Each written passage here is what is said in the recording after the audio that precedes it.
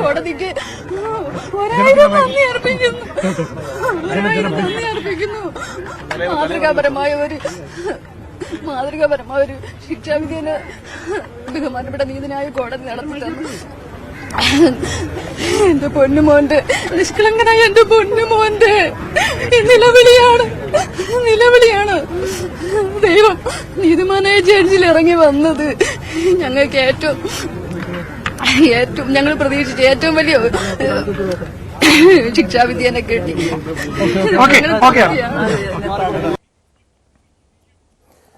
ഗ്രീഷ്മയ്ക്ക് തൂക്കുകയർ വിധിച്ചതറിഞ്ഞ് ഷാരോൺ രാജിന്റെ അമ്മയുടെ പ്രതികരണമാണ് ഇപ്പോൾ കേട്ടത്.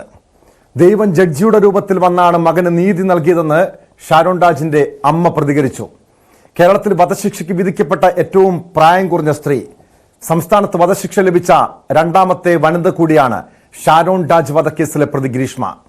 പ്രതിയുടെ പ്രായം പരിഗണിക്കാൻ കഴിയില്ലെന്നും പ്രകോപനമില്ലാതെയുള്ള കൊലപാതകമാണിതെന്ന് വ്യക്തമാക്കിക്കൊണ്ടാണ് നെയ്യാറ്റിങ്കര സെഷൻസ് കോടതി ഗ്രീഷ്മയ്ക്ക് തൂക്കുകയർ വിധിച്ചത്. കേസിലെ രണ്ടാം പ്രതിയും ഗ്രീഷ്മയുടെ അമ്മാവനുമായ നിർമ്മലകുമാരൻ നായർക്ക് 3 വർഷം തടവ് ശിക്ഷയും വിധിച്ചു.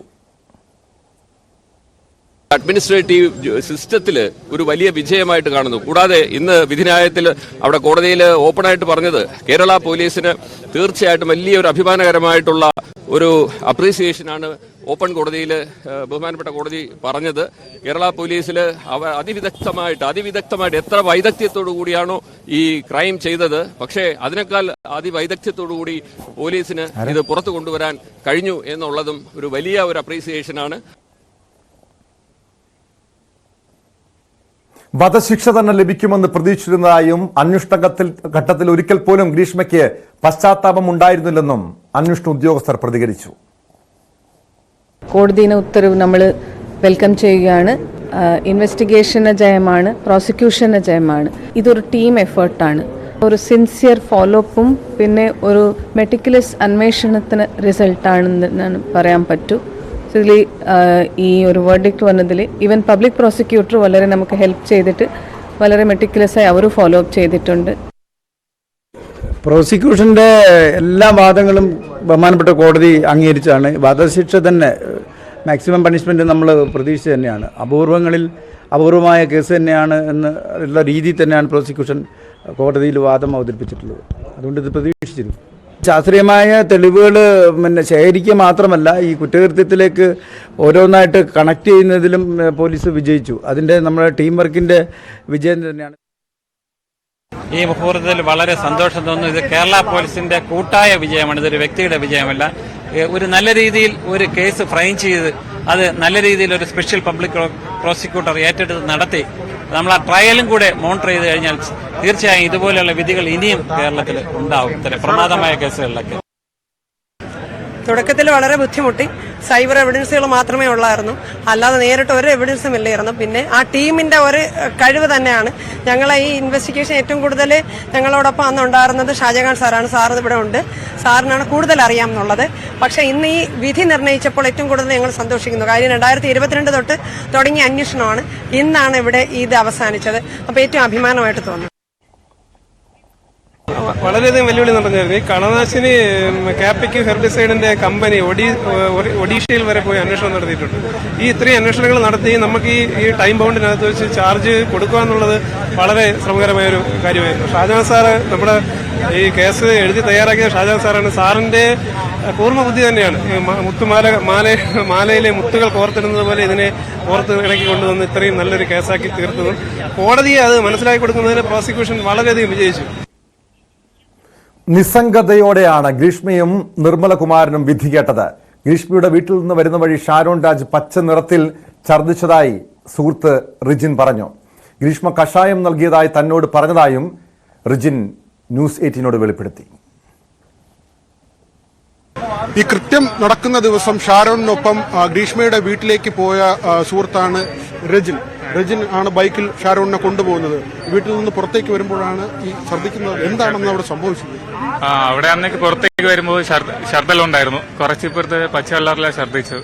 അപ്പോൾ ഞാൻ ചോദിച്ചു എന്ത് പറ്റി. അപ്പം ഗ്രീഷ്മ കഷായും ഫ്രൂട്ടിയും തന്നു വന്നു ചതിച്ചു എന്നും പറഞ്ഞിട്ടുണ്ടായിരുന്നു. അപ്പൊ തന്നെ ഇറങ്ങി വരുമ്പോ തന്നെ അപ്പൊ തന്നെ അവളെ വീട്ടിൽ നിന്ന് ഛർദ്ദലുണ്ടായിരുന്നു. നിങ്ങൾ ഇവിടുന്ന് വിളിച്ചിട്ട് പോകുമായിരുന്നു? അവളെ വീട്ടിലേക്ക് പോകുമ്പോ വേറെന്തെങ്കിലും പറഞ്ഞു? കാര്യം പറഞ്ഞു? അവള് കഷായം തന്നു, എന്നിട്ട് ഫ്രൂട്ടിയും ചതിച്ചു എന്നും പറഞ്ഞിട്ടുണ്ട്. എന്നിട്ട് ഇവിടെ കൊണ്ടാക്കി ഞാൻ വീട്ടിന്റെ ഇപ്പൊ ഇങ്ങനെ ഒരു വധശിക്ഷ വരുമ്പോ എന്താണ് പറയാനുള്ളത്? വധശിക്ഷ എന്ന് പറയുമ്പോൾ നമ്മൾ അതാണ് ആഗ്രഹിച്ചത്. അപ്പൊ ബഹുമാനത്തെ കോടതിക്ക് നമ്മൾ നന്ദി പറയുന്നു. കോടതിക്ക് പുറത്ത് ജനക്കൂട്ടം വിധിയറിഞ്ഞ് ഗ്രീഷ്മയെ കൂക്കി വിളിച്ചു.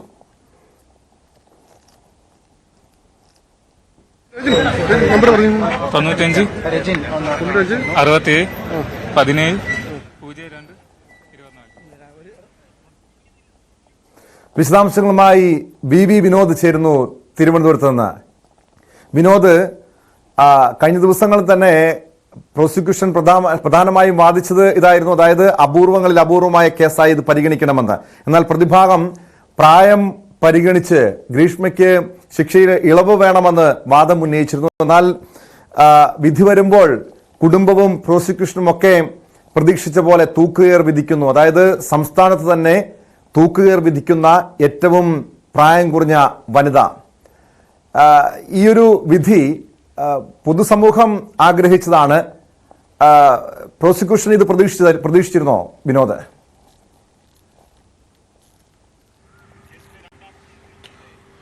ടോം, നമ്മൾ ഈ കേസിന്റെ ഒരു സാഹചര്യം പരിശോധിച്ചാൽ നമ്മൾ നേരത്തെ റിപ്പോർട്ട് ചെയ്തതുപോലെ തോക്കോ അല്ലെങ്കിൽ വെട്ടുകത്തിയോ കമ്പിപ്പാരയോ അങ്ങനെ എന്തെങ്കിലും ഒരു ആയുധം കൊണ്ട് ഒരാളിനെ കൊലപ്പെടുത്തുക, അതിന് സാക്ഷികൾ ഉണ്ടാകുക, അങ്ങനെ എളുപ്പത്തിൽ പ്രോസിക്യൂഷന് തെളിയിക്കാൻ പറ്റുന്ന തരത്തിലുള്ള ഒരു കേസേ ആയിരുന്നില്ല ഇത്. മറിച്ച് ഈ കാപ്പിക് എന്ന കളനാശിനി, പാരാക്യൂട്ട് എന്നാണ്, അത് ശരീരത്തിനുള്ളിൽ പോകുന്നു, ദിവസങ്ങൾ കഴിയുന്നു, 3 ഡയാലിസിസ് ഇതിനകം കഴിയുന്നുണ്ട്. അതുകൊണ്ട് തന്നെ ഈ യുവാവിന്റെ ശരീരത്തിൽ നിന്ന്, വസ്ത്രത്തിൽ നിന്ന് അല്ലെങ്കിൽ ആന്തരികാവയവങ്ങളിൽ നിന്ന് ഒന്നും തന്നെ ഈ കളനാശിനിയുടെ അംശം കണ്ടെത്താൻ കഴിയുന്നില്ല. ഷാരോൺ പറയുന്നത് മാത്രമാണ് ഇതിനകത്തുള്ള മൊഴി. അതോടൊപ്പം തന്നെ രജൻ എന്ന് പറയുന്ന ഷാരോണിന്റെ സുഹൃത്ത് നൽകിയ ഏറ്റവും പ്രധാനപ്പെട്ട മൊഴി, ഈ വീട്ടിൽ നിന്ന് പുറത്തേക്ക് വരുമ്പോൾ പച്ച കളറിൽ ഛർദ്ദിച്ചു എന്നത്. അവിടെയാണ് തെളിവുകളൊക്കെ, മൊഴികളൊക്കെ പ്രസക്തമായി വരുന്നത്. നമുക്ക് അതിലേക്ക് വരാം. ഇതിൽ ചില ഹിന്റുകൾ കിട്ടുകയാണ്. ഈ കേസുമായി ബന്ധപ്പെട്ട് കേസിന്റെ പ്രാരംഭഘട്ടത്തിൽ തന്നെ ചില തെളിവുകൾ, ചില മൊഴികൾ ഇതിൽ തൂങ്ങി അന്വേഷണ സംഘം പോകുമ്പോൾ അവർക്ക് മുന്നിൽ മറ്റ് തെളിവുകളോ അല്ലെങ്കിൽ ഭൗതികമായി കോടതിക്ക് മുമ്പിൽ കൊണ്ടുവയ്ക്കാൻ കഴിയുന്ന കാര്യങ്ങളോ ഒന്നും തന്നെയില്ല. അവിടെയാണ് അന്വേഷണ സംഘത്തെയും പ്രോസിക്യൂഷനെയും നമ്മൾ മുക്തകണ്ഠം പ്രശംസിക്കേണ്ടത്, അവരുടെ പ്രവർത്തനത്തെ ഏറ്റവും അഭിനന്ദനാർഹമായി കാണേണ്ടത്. ഈ മൊഴി ലഭിക്കുന്നു. അതോടൊപ്പം തന്നെ ഷാരോൺ എടുത്തു വെച്ചിരുന്നൊരു വീഡിയോ ഉണ്ട്. അത് ജ്യൂസ് ചലഞ്ച് എന്ന് പറയുന്ന സംഗതി നടന്നു എന്നത് സ്ഥിരീകരിക്കാൻ ഏറ്റവും വലിയ തെളിവായി മാറിയത് ആ റോഡരികിൽ നിന്ന് ഗ്രീഷ്മയും ഷാരോണും, ഗ്രീഷ്മയുടെ കയ്യിൽ 2 കുപ്പികളുണ്ട്. ഇത് ദീർഘകാലം സോഷ്യൽ മീഡിയയിലും ഒക്കെ കാണിച്ച ഒരു ദൃശ്യമാണ്. ഈ 2 കയ്യിൽ കുപ്പിയിരിക്കുമ്പോൾ ഷാരോൺ ഇതെന്താണെന്ന് പറയുന്നു, റെക്കോർഡ് ചെയ്തുകൊണ്ട് മൊബൈലിൽ. ആ ഘട്ടത്തിൽ പറയുന്നത് അങ്ങനെ റെക്കോർഡ് ചെയ്യരുത് എന്ന് പറഞ്ഞ് അത് ഒഴിവാക്കാൻ ശ്രമിക്കുകയാണ്. അതായത് തെളിവുകൾ ഇല്ലാതാക്കാൻ തുടക്കം മുതൽ തന്നെ ഗ്രീഷ്മയുടെ ഭാഗത്ത് നിന്ന് ഒരു കൃത്യമായ ശ്രദ്ധയുണ്ട്. തുടർച്ചയായി വിഷം നൽകുന്നുണ്ട്. ഈ ജ്യൂസിൽ പാരസെറ്റമോൾ ചേർത്താണ് കൊടുക്കുന്നത്. അവിടെ മരിക്കുന്നില്ല.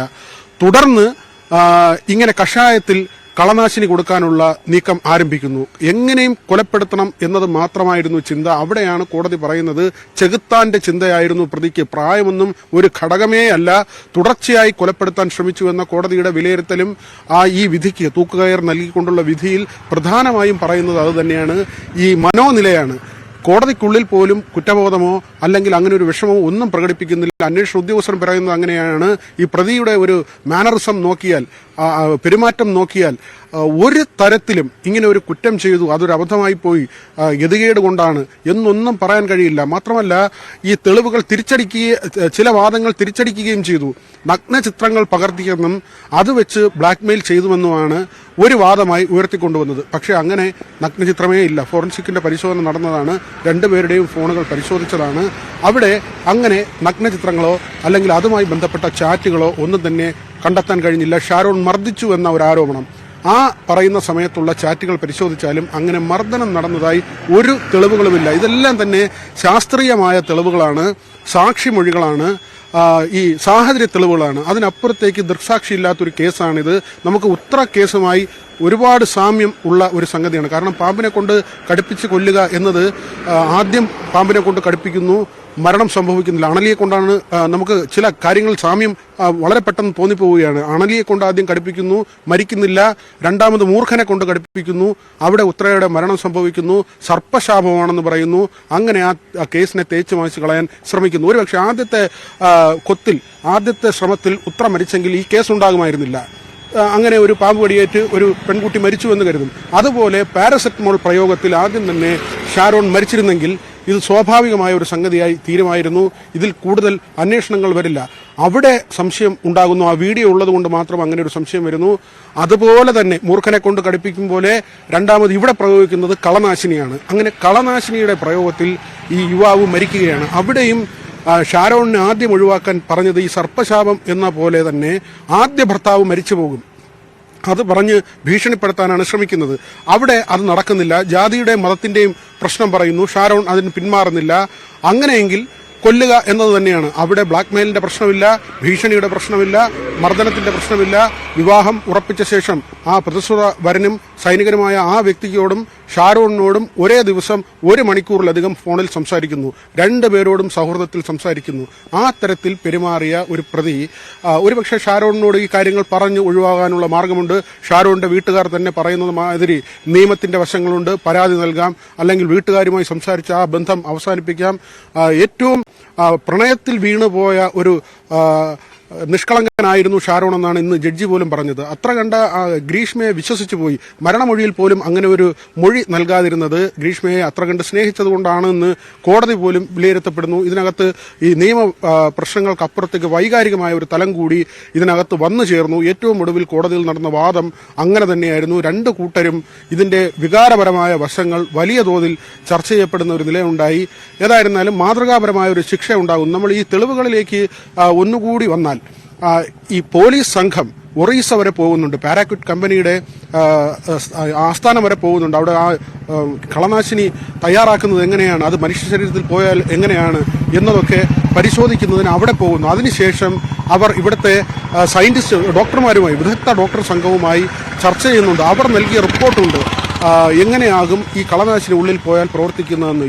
യൂട്യൂബിൽ എന്താണോ ഗ്രീഷ്മ സെർച്ച് ചെയ്തത് അതേ കാര്യമാണ് സംഭവിച്ചിരിക്കുന്നത്. അതായത് വിഷമുള്ളിൽ ചെല്ലുന്നു, പെട്ടെന്നൊരാൾ മരിക്കുന്നില്ല. ക്രമേണ അയാളുടെ ആന്തരിക അവയവങ്ങൾ എല്ലാം തന്നെ അഴുകിപ്പോകുന്ന ഒരു നിലയാണ്. ജീവനോടെ ഒരാൾ ഇരിക്കുമ്പോൾ അയാളുടെ അവയവങ്ങൾ അകത്ത് അഴുകിയാൽ അയാൾ അനുഭവിക്കുന്ന വേദന എന്തായിരിക്കും? ഈ ചോദ്യമാണ് ഇന്ന് പ്രധാനമായും കോടതി ചോദിച്ചത്. അതായത് നാവിന്റെ തുമ്പ് മുതൽ ചുണ്ട് മുതൽ മലദ്വാരം വരെ ലിംഗാഗ്രം വരെ അഴുകിപ്പോകുന്ന, രക്തം ഇറ്റുപോകുന്ന അവസ്ഥയിലേക്ക് ആ യുവാവ് എത്തുകയാണ്. എന്നിട്ടും ഗ്രീഷ്മയെ കുറ്റപ്പെടുത്തി ഒരു വാക്ക് പറയാൻ തയ്യാറായില്ല. ഏറ്റവും ഒടുവിൽ മരണാസന്നനായി കിടക്കുമ്പോഴാണ് പിതാവിനോട് ഈ കാര്യം വെളിപ്പെടുത്തുന്നത്. ഇങ്ങനെ സംഭവിച്ചു, ഒരുപക്ഷെ ജീവിതത്തിലേക്ക് മടങ്ങി വരാൻ കഴിയുമെന്ന് ഷാരോൺ വിചാരിച്ചിരുന്നു. അപ്പോഴും ഒരു മനുഷ്യൻ ജീവിച്ചിരിക്കുമ്പോൾ അയാളുടെ ശരീരഭാഗങ്ങൾ ഉള്ളിൽ അഴുകുമ്പോൾ ഉണ്ടാകുന്ന അത് തന്നെയാണ് വിനോദ് ഈ കേസിലെ പോലീസിനെ സംബന്ധിച്ച് പ്രധാന വെല്ലുവിളിയായിരുന്നത്. ഒരു ഘട്ടത്തിൽ പോലും ഈ ഷാരോണിന്റെ ശരീരത്തിലോ വസ്ത്രത്തിലോ വിഷത്തിന്റെ അംശം ഉണ്ടായിരുന്നില്ല. മാത്രമല്ല ഒരു ഘട്ടത്തിൽ പോലും അവസാനം മരിക്കുന്ന സമയം വരെയും ഗ്രീഷ്മയെക്കുറിച്ച് ഒരു പരാമർശം, ഇത്തരം വിഷം ഉള്ളിൽ ചെന്നതുമായി ബന്ധപ്പെട്ടോ ഗ്രീഷ്മ ഇങ്ങനെ ചതിച്ചതിനെ കുറിച്ചോ ഒരു പരാമർശം പോലും ഷാരോണിന്റെ ഭാഗത്തും ഉണ്ടായതില്ല. അത്തരത്തിൽ കൃത്യമായ സാഹചര്യ തെളിവുകളുടെ അടിസ്ഥാനത്തിൽ പോലീസ് നടത്തിയ സമാനതകളില്ലാത്തൊരു അന്വേഷണം. അതുകൊണ്ട് തന്നെയാണ് പ്രോസിക്യൂഷനും പോലീസും ഈ കേസിലേറെ അഭിനന്ദനം അർഹിക്കുന്നത്. പക്ഷെ അവിടെ ഗ്രീഷ്മയുടെ അമ്മയുടെ കാര്യം എടുത്തു നോക്കിയാൽ കഴിഞ്ഞ ദിവസം അമ്മയെ തെളിവുകളുടെ അഭാവത്തിൽ അമ്മയെ വെറുതെ വിട്ടിരുന്നു. നിലവില് ഈ കുടുംബം പ്രതീക്ഷിച്ച പോലുള്ള ഒരു വിധി, ഒരു മാതൃകാപരമായ വിധി ഉണ്ടായ പശ്ചാത്തലത്തിൽ ഇനി അമ്മയ്ക്കെതിരെ, അമ്മയെ ഈ കേസുമായി ബന്ധപ്പെട്ട് അമ്മയെ പ്രതി ചേർക്കുക അല്ലെങ്കിൽ അമ്മയ്ക്ക് ശിക്ഷ നേടിക്കൊടുക്കുന്നവരെയുള്ള ഒരു നിയമ പോരാട്ടം കുടുംബത്തിന്റെ ഭാഗത്തുനിന്നോ അല്ലെങ്കിൽ പ്രോസിക്യൂഷന്റെ ഭാഗത്തുനിന്നോ ഉണ്ടാകുമോ?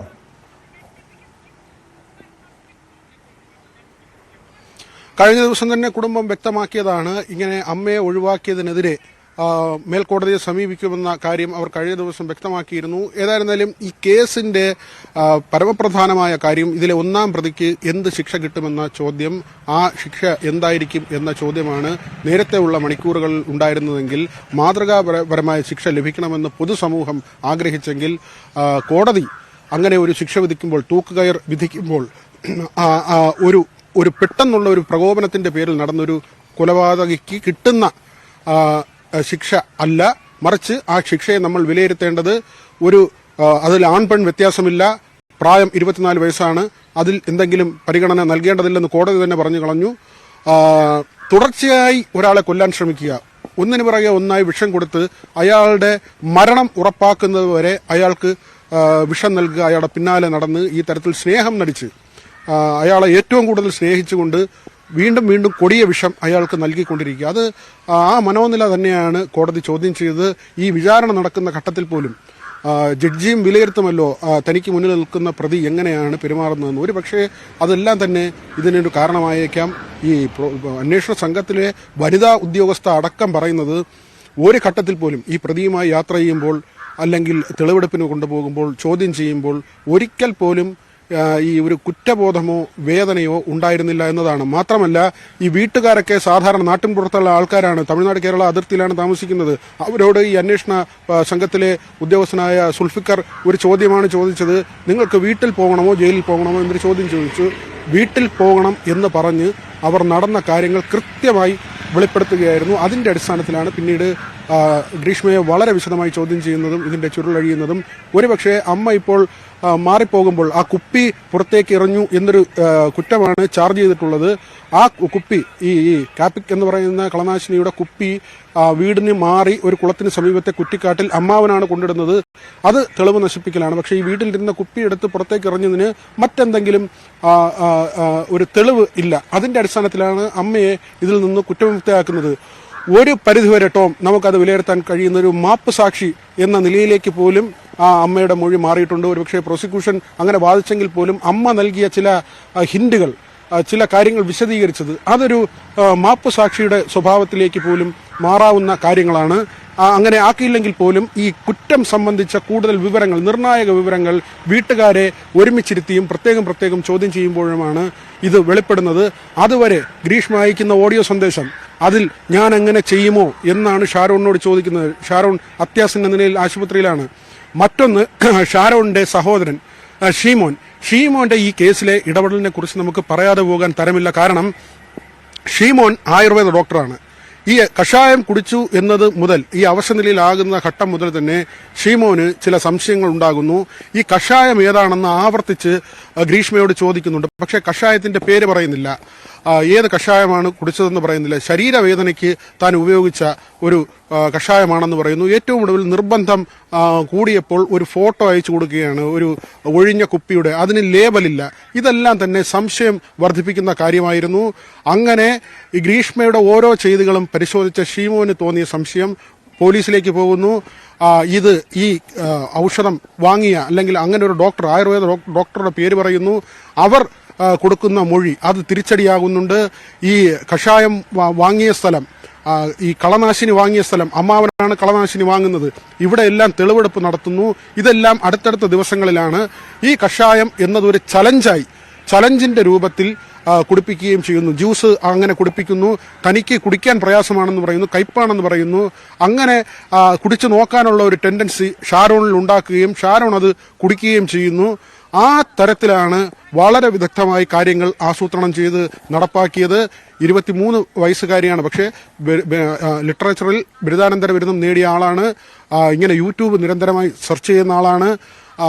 ഈ കാര്യങ്ങളെല്ലാം വിശദമായി മനസ്സിലാക്കി, ഈ വിഷം കൊടുത്താൽ പെട്ടെന്ന് മരിക്കില്ല, ക്രമാനുഗതമായി അല്ലെങ്കിൽ കുറച്ച് ദിവസങ്ങൾ കഴിഞ്ഞതിന് ശേഷം മാത്രമായിരിക്കും ഇത് ഉള്ളിൽ ചെന്ന ആളുടെ ജീവൻ നഷ്ടമാകുക എന്ന കാര്യം കൃത്യമായി മനസ്സിലാക്കിക്കൊണ്ടാണ് ഇത്തരം ഗ്രീഷ്മ മനസ്സിലാക്കിയിരുന്നത്. ആ കാര്യം തന്നെയാണ് ഇവിടെ ഒരു പ്രായത്തിന്റെ ആനുകൂല്യം നമ്മളൊക്കെ ആഗ്രഹിച്ചു, പൊതുസമൂഹം ആഗ്രഹിച്ചു. കാരണം സമാനതകളില്ലാത്തൊരു ക്രൂരത, അതും നേരത്തെ പ്രോസിക്യൂഷനൊക്കെ വാദിച്ചതുപോലെ ഒരു പൈശാചികമായ ഒരു മനസ്സിന്റെ ഉടമ, ഒരു സ്നേഹത്തെ, അതായത് ഇവിടെ കാമുകനെയല്ല കൊലപ്പെടുത്തിയത്, സ്നേഹം എന്ന വികാരത്തെയാണ് ഗ്രീഷ്മ കൊലപ്പെടുത്തിയതെന്നായിരുന്നു പ്രോസിക്യൂഷന്റെ വാദം. അതുൾപ്പെടെ അംഗീകരിച്ചുകൊണ്ട് കോടതി തൂക്കുകയർ വിധിക്കുമ്പോൾ സംസ്ഥാനത്ത് ഈ തൂക്കുകയർ വധശിക്ഷ വിധിക്കപ്പെട്ട ഏറ്റവും പ്രായം കുറഞ്ഞ വനിതയായി ഗ്രീഷ്മ മാറുന്നു. കഴിഞ്ഞ ഒരു വർഷം മുൻപാണ്, അതായത് ഈ സാധാരണഗതിയിൽ അപൂർവമായിട്ടാണ് കേരളത്തിൽ സ്ത്രീകൾക്ക് വധശിക്ഷ ലഭിക്കാറുള്ളത്. ഇതിനു മുൻപ് കഴിഞ്ഞ വർഷം വിനോദ് റിപ്പോർട്ട് ചെയ്ത കേസാണ്. വിഴിഞ്ഞ സ്വദേശിനി ശാന്തകുമാരിയെ കൊലപ്പെടുത്തിയ കേസിൽ കോവളം സ്വദേശിനി റഫീഖയ്ക്ക് തൂക്കുകയർ വിധിച്ചത്, അതും ഇതേ കോടതി തന്നെ. അവിടെ പക്ഷേ ഇവിടെ നമ്മൾ പൊതുസമൂഹം ഈ ഗ്രീഷ്മയ്ക്ക് തൂക്കുകയർ ആഗ്രഹിച്ചുവെങ്കിൽ പോലും ഈ പ്രായത്തിന്റെ ആനുകൂല്യം കണക്കിലെടുത്ത് അവർക്ക് ഈ ശിക്ഷയിൽ ഇളവ് ലഭിക്കുമെന്നൊക്കെ ഒരു തോന്നലുണ്ടായിരുന്നു. പക്ഷെ ഇവിടെ ഗ്രീഷ്മയ്ക്ക് ഇത്രയും ഒരു മാതൃകാപരമായിട്ടുള്ള പരമാവധി ശിക്ഷ കോടതി വിധിക്കാനുള്ള കാരണം എന്തായിരിക്കും?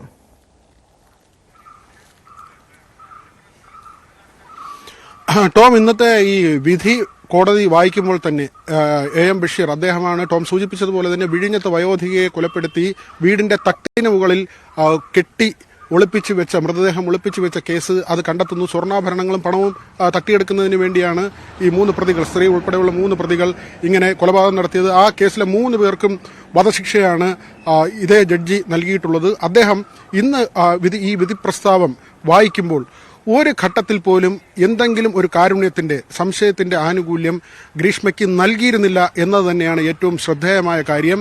ഓരോ വരിയും നമ്മൾ എടുത്ത് പരിശോധിക്കുമ്പോൾ നമുക്ക് മനസ്സിലാക്കാൻ പറ്റിയത് അതേ കാര്യം തന്നെയാണ്. എന്തുകൊണ്ട് ഈ കൊലപാതകം നടത്തി, അതിനുള്ള കാരണങ്ങളെക്കുറിച്ച് പ്രതിഭാഗം ഉന്നയിച്ച വാദങ്ങളുണ്ട്. അതിൽ ഒരു വാദം പോലും അംഗീകരിച്ചില്ല എന്നത് ഏറ്റവും ശ്രദ്ധേയമായ ഒരു കാര്യമാണ്.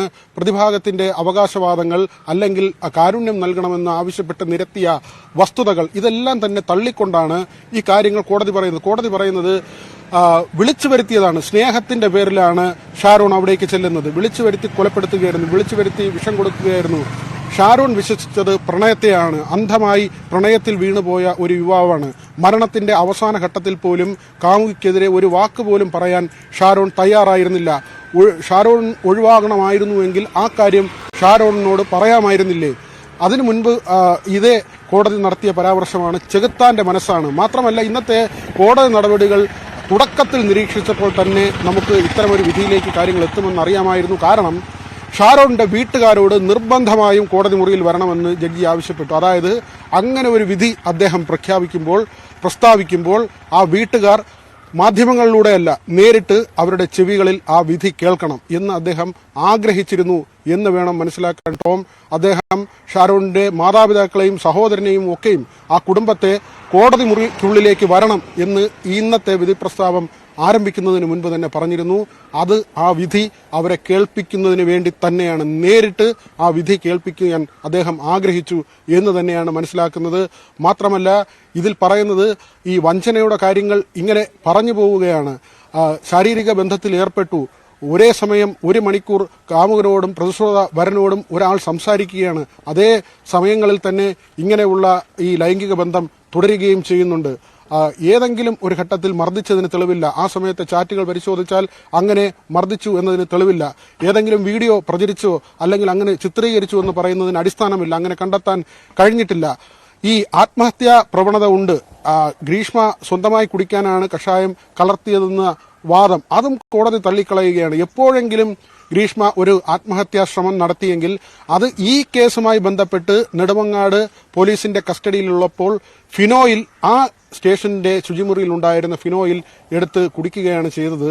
അത് ഇങ്ങനെ ഒരു ആത്മഹത്യാ പ്രവണത ഉണ്ട് എന്ന് തെറ്റിദ്ധരിപ്പിക്കാൻ വേണ്ടിയാണെന്ന് കോടതി ഇന്നത്തെ വിധിയിലൂടെ കൃത്യമായി പറയുകയും ചെയ്തു. അതിനർത്ഥം ഇതെല്ലാം നാടകമായിരുന്നു എന്ന് കോടതി കണ്ടെത്തി. അതിന്റെ അടിസ്ഥാനത്തിൽ ഇങ്ങനെ ഒരു വലിയ പ്ലാൻ വിനോദാണ് തിരുവനന്തപുരത്ത് നിന്ന് വിവരങ്ങൾ നൽകിയത്. കേരളം ആഗ്രഹിച്ചൊരു വിധിയാണ് പാറശാല ഷാരോൺ രാജ് വധക്കേസിൽ ഉണ്ടായിരിക്കുന്നത്. പ്രതി ഗ്രീഷ്മയ്ക്ക് കോടതി തൂക്കുകയർ വിധിച്ചിരിക്കുന്നു. ഇതോടൊപ്പം